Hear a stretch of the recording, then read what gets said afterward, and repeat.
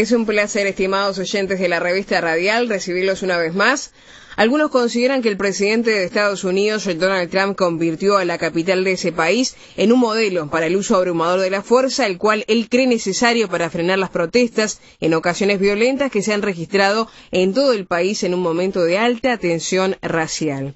El primer ministro Benjamín Netanyahu mantuvo una videoconferencia con Jared Kushner, asesor y yerno del presidente Trump. Las conversaciones giraron en torno a los planes de Netanyahu de anexar partes de Judea y Samaria a partir del mes de julio. Santino tiene apenas unos días, nació el viernes 29 de mayo en Uruguay y su llegada al mundo no solo va a ser recordada por su familia, sino también por más de 20 profesionales que intervinieron para que fuera posible por tener una malformación congénita en el cuello. Son los temas que compartiremos en esta revista radial. Saludo a quienes me acompañan hoy. Pastor Alberto Díaz, ¿cómo le va? Un gusto, una bendición estar con ustedes. Bueno, Alberto, es un placer tenerte. También saludamos a Ian Eises, integrante de Llamada de Medianoche. Ian, ¿cómo estás? Bienvenido. Contento y con expectativa por el primer tema que nos toca hoy. Sí.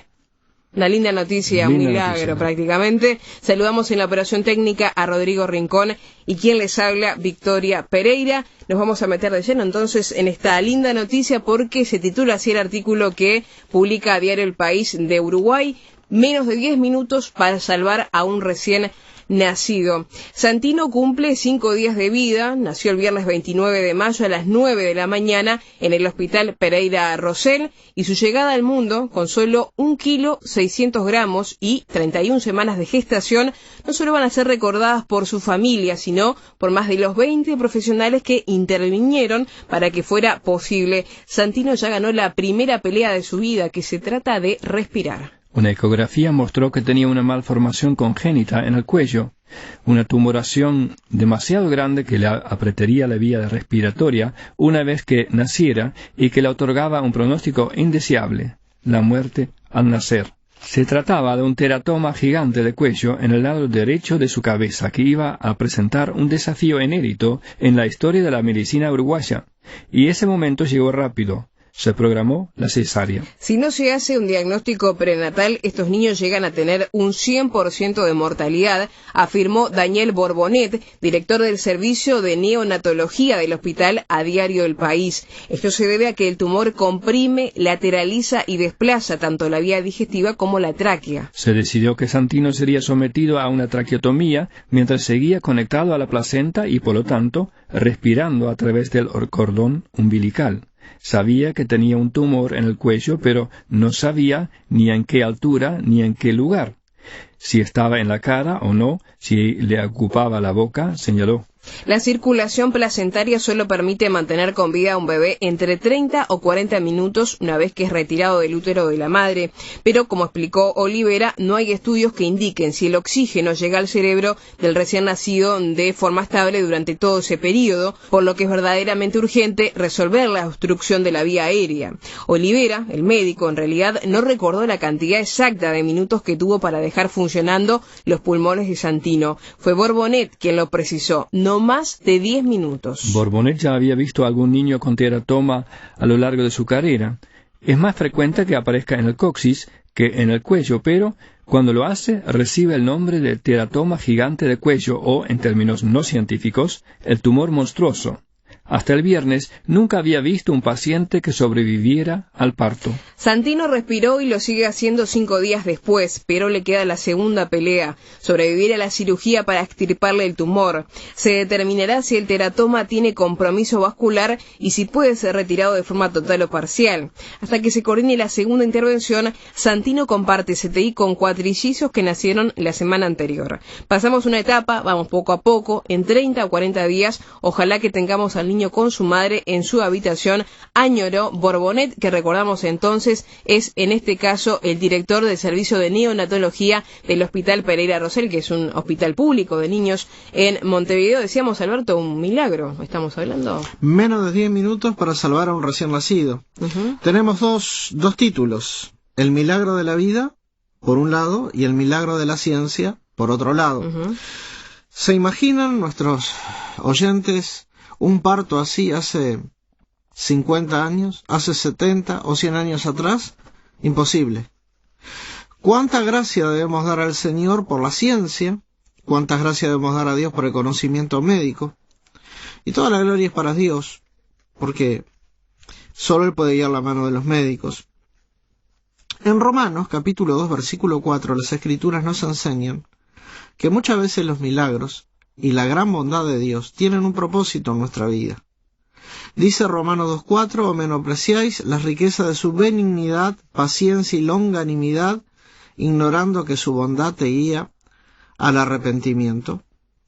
Una experiencia del poder de Dios, si no produce un genuino arrepentimiento y te lleva a los pies de Cristo para reconocerle, reconocer tu pequeñez, tu indignidad y lo grande que es Él y lo majestuoso que es Dios, no te pueden hacer salvo.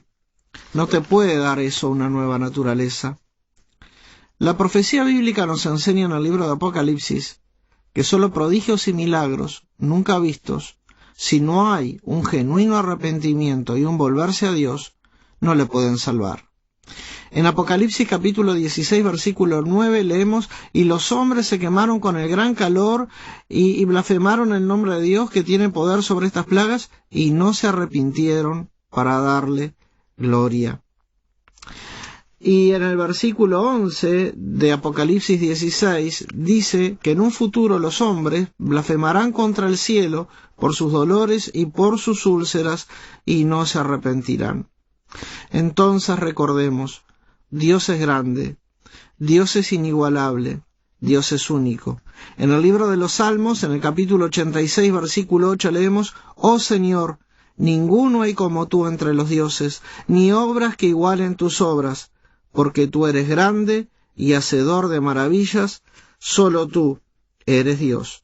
El profeta Isaías declaró en el capítulo 40, versículo 28, ¿No has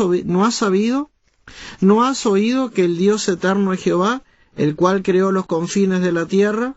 No desfallece, ni se fatiga con cansancio, y su entendimiento no hay quien lo alcance. Dios interviene en nuestras vidas y hace milagros, pero no debemos nunca olvidar que Dios se revela a sí mismo no por los milagros, sino por su palabra.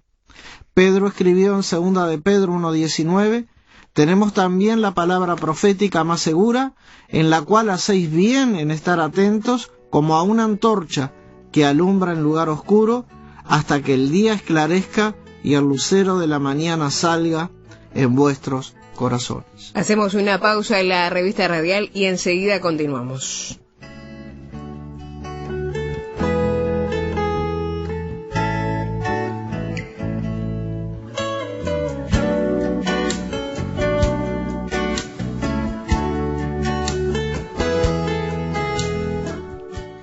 Continuamos en la revista radial, vamos a hablar de lo que está ocurriendo en Estados Unidos, donde la atención está al tope allí.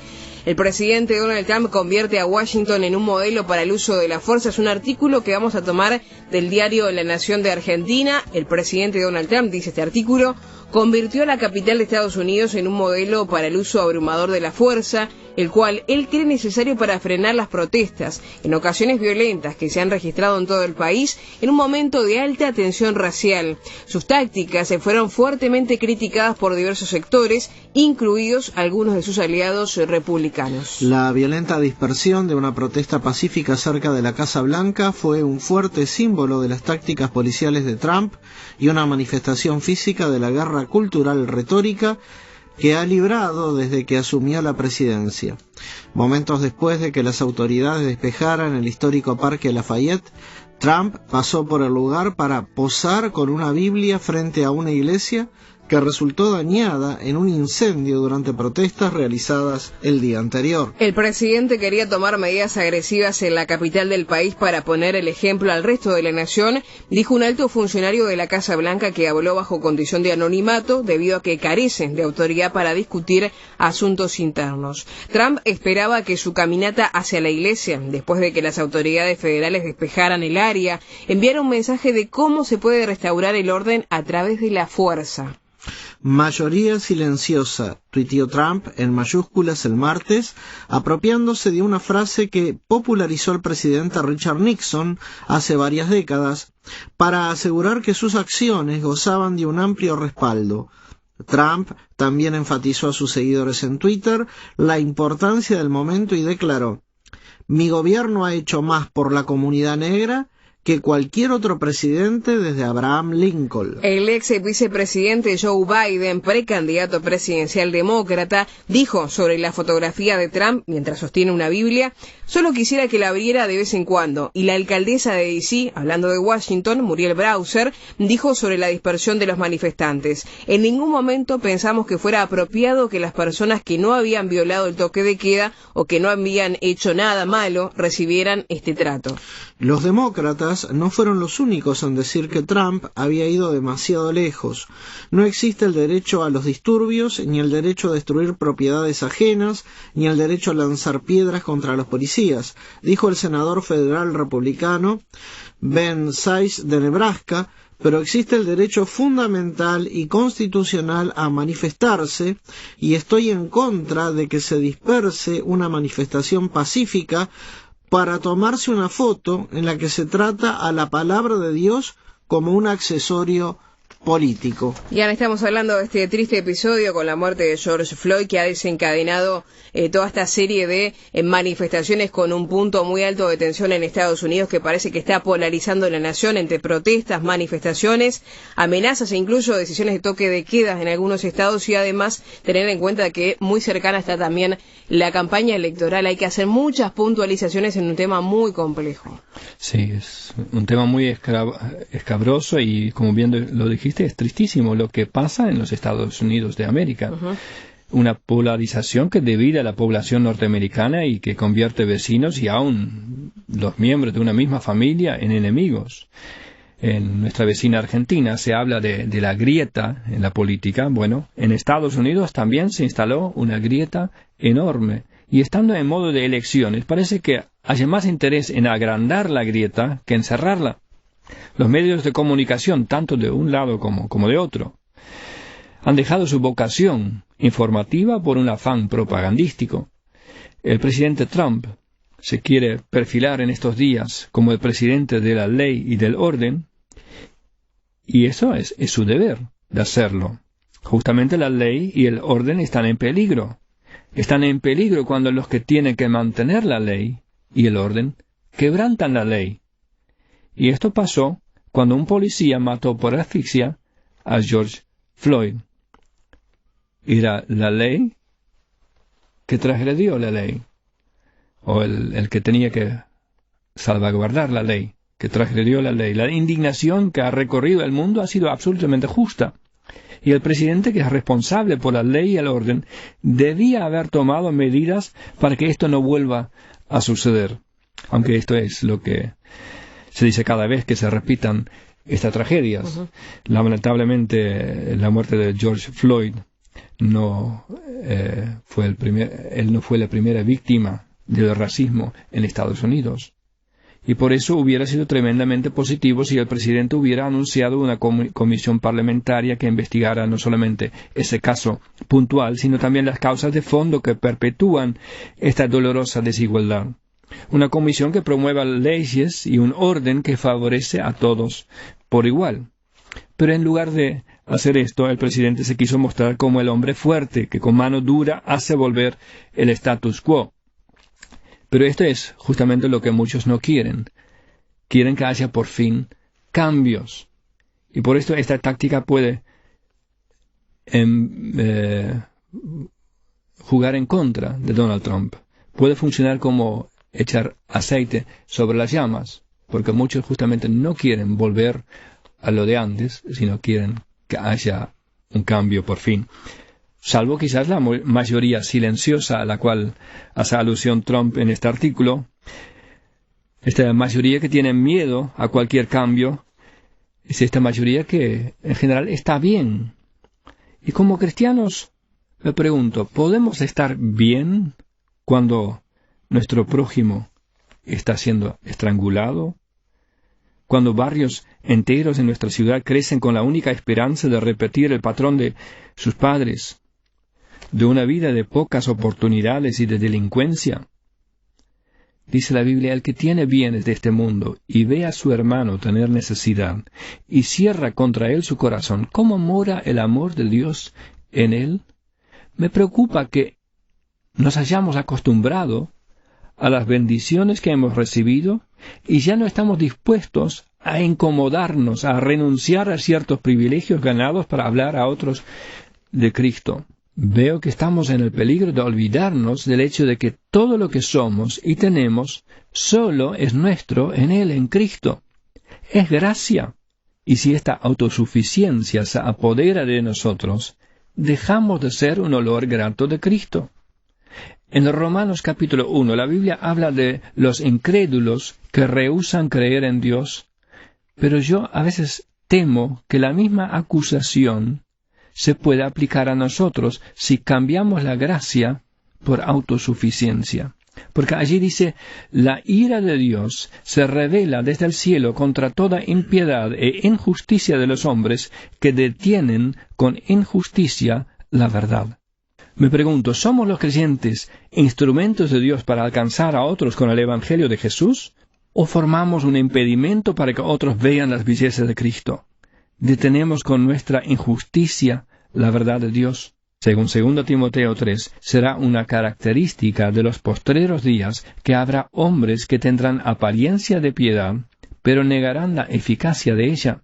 Los dictadores de nuestro tiempo se reían del país cristiano y democrático que reprima a sus ciudadanos y que lo justifica sosteniendo en alto una Biblia. Que el Señor nos guarde de tratar la palabra de Dios como un accesorio político. No niegues con tu actitud la eficacia de la palabra de Dios.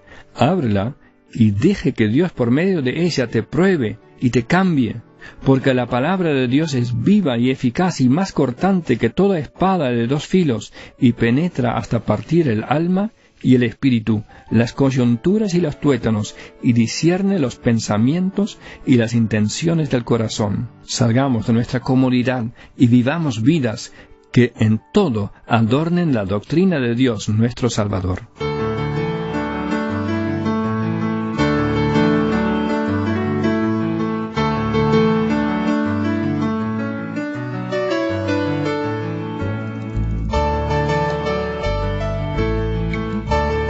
Continuamos en la recta final de la revista radial. Vamos a hablar entonces de este contacto entre el primer ministro Benjamín Netanyahu y el yerno, que además también es asesor del presidente de Estados Unidos, Donald Trump. Una información que la vamos a tomar del portal Aurora Israel. Les contamos que el primer ministro Benjamín Netanyahu mantuvo una videoconferencia con Jared Kushner, asesor y además yerno del presidente de Estados Unidos, Donald Trump, quien participó en la elaboración de la iniciativa de paz del mandatario norteamericano denominado Paz para la Prosperidad.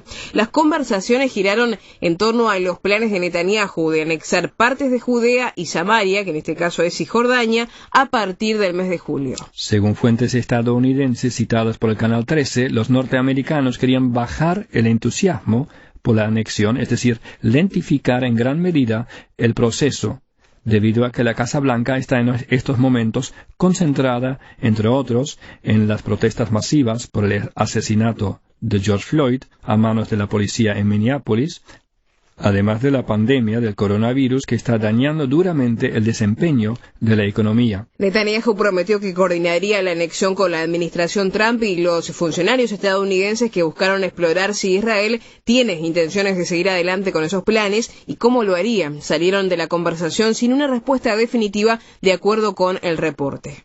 Paralelamente, Gantz ordenó al jefe del Estado Mayor, teniente general Aviv Kojavi, que prepare a las fuerzas de defensa de Israel de cara a los esfuerzos diplomáticos en la arena palestina, en referencia a los escenarios posibles que puedan resultar de la anexión. El plan que ha prometido Netanyahu a los diputados de su partido Likud ejecutar en el mes de julio consiste en anexar alrededor del 30% de Judea y Samaria, Cisjordania, incluyendo los asentamientos israelíes y el Valle del Jordán. Sus socios en la coalición, Gantz y el ministro de Exteriores Gaby Ashkenazi, que lideran el partido azul y blanco, han apoyado el plan de Trump, pero han apuntado que la anexión debe coordinarse con el resto de los actores relevantes, tales como Jordania y los palestinos. El reino hashemita ha amenazado revisar su tratado de paz con Israel si se lleva adelante la anexión, en tanto que los palestinos también la han rechazado de plano. Hablamos, Alberto, entonces de este contacto que mantuvo el primer ministro Benjamín Netanyahu con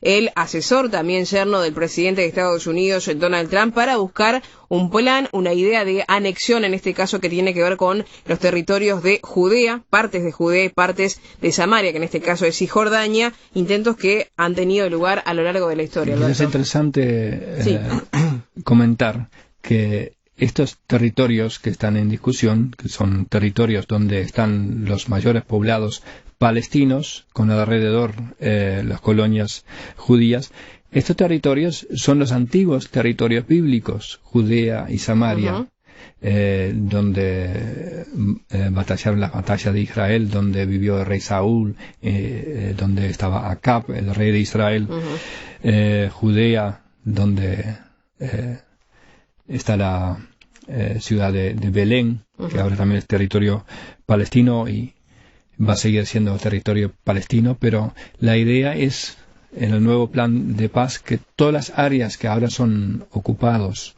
por los israelíes, que pasan a ser soberanía israelí y que van a estar bajo legislación israelí, y que las partes que en este momento son territorios gobernados por los palestinos pasan a ser un Estado palestino. Y a cambio de los territorios que Israel ahora ocuparía, los palestinos recibirían tierras en el sur de Israel, en el desierto de Negev. Los palestinos de entrada dijeron que no hay caso, pero en los Estados Unidos quiso proponer algo totalmente distinto a lo que se ha propuesto hasta ahora, para ver si con esto podrían destrancar el proceso de paz que durante tiempo no prosperaba. Todo el mundo dice que es una locura, que no puede ser. Israel dice, bueno, ya que los palestinos no queden, por lo menos vamos a cumplir con nuestra parte del tratado, que es ocupar estos territorios y anexarlos. Y todo el mundo dice, no, así no es. Un proceso viene con la participación de las dos partes.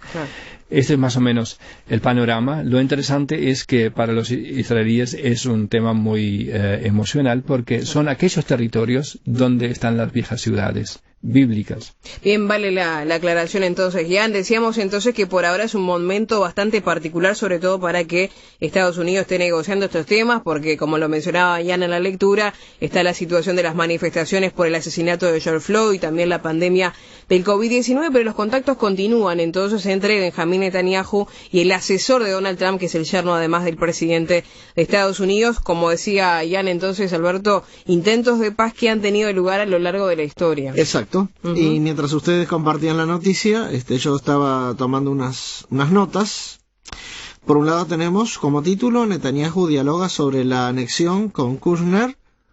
Por otro lado leemos que Estados Unidos busca lentificar o enlentecer el proceso.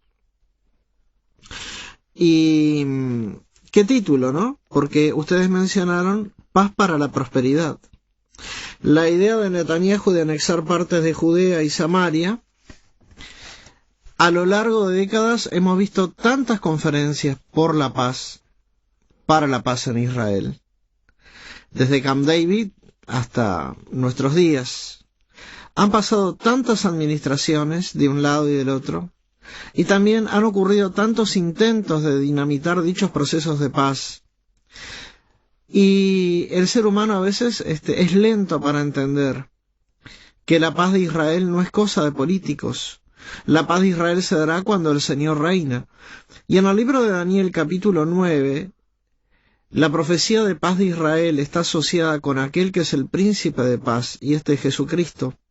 Daniel 9:24 dice que 70 semanas están determinadas sobre tu pueblo y sobre tu santa ciudad para terminar la prevaricación y poner fin al pecado y expiar la iniquidad, para traer justicia perdurable. La justicia perdurable no la dará ningún político, repito.